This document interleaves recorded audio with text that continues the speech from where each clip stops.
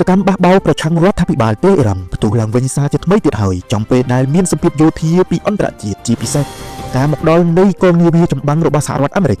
ស្ថានភាពនយោបាយនិងសន្តិសុខនៅក្នុងប្រទេសអ៊ីរ៉ង់បានឈានដល់ចំណុចក្តៅគគុកសារជាថ្មីម្ដងទៀតនៅពេលដែលរលកនៃបាតុកម្មទ្រង់ទ្រីធំបានរីករាលដាលពីពេញរដ្ឋធានីទេអ៊ីរ៉ង់ក្រុមបាតកោបានចេញមកលើដងផ្លូវដើម្បីតវ៉ាប្រឆាំងនឹងរបបដឹកនាំបច្ចុប្បន្នខណៈដែលស្ថានភាពយោធានៅតំបន់មជ្ឈមបូព៌ាកំពុងស្ថិតនៅក្នុងភាពតានតឹងខ្លាំងដោយសារវត្តមាននាវាចម្បាំងរបស់សហរដ្ឋអាមេរិកនៅក្បែរដែនទឹកទេអ៊ីរ៉ង់តាមសេចក្តីរាយការណ៍ទីក្រុងទេអ៊ីរ៉ង់ការតវ៉ាបានផ្ទុះឡើងនៅក្នុងទម្រង់ជាការបះបោរប្រឆាំងនឹងការរឹតបន្តឹងសេរីភាពនិងស្ថានភាពសេដ្ឋកិច្ចក្រុមអ្នកវិភាគមើលឃើញថានេះគឺជាការសាកល្បងដ៏ធំមួយសម្រាប់ស្ថិរភាពនៃរបបដឹកនាំទេអ៊ីរ៉ង់ដែលកំពុងប្រឈមមុខនឹងការមិនពេញចិត្តពីសំណាក់ប្រជាជននៅក្នុងកម្រិតខ្ពស់បំផុតការដុតបំផ្លាញនិមិត្តរូបនៃរបបដឹកនាំបច្ចុប្បន្ននិងការស្រែកទាមទារឲ្យមានការផ្លាស់ប្ដូររចនាសម្ព័ន្ធគ្រប់គ្រង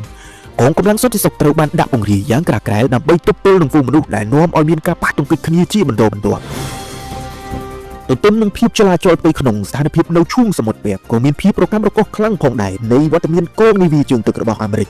ក្រុមនាវាទឹកយន្តហោះនិងនាវាចម្បាំងអមដំណើររបស់សហរដ្ឋអាមេរិកបានបង្កើតវត្តមានរបស់ខ្លួននៅក្បែរដែនទឹកអ៊ីរ៉ង់ដែលត្រូវបានគេមើលឃើញថាជាយុទ្ធសាស្ត្រឡោមព័ទ្ធនិងទប់ស្កាត់ទីក្រុងវ៉ាស៊ីនតោនបានបញ្ជាក់ថាការពង្រាយកម្លាំងនេះគឺដើម្បីការពារផលប្រយោជន៍សម្ព័ន្ធមិត្តនិងធានាសន្តិសុខ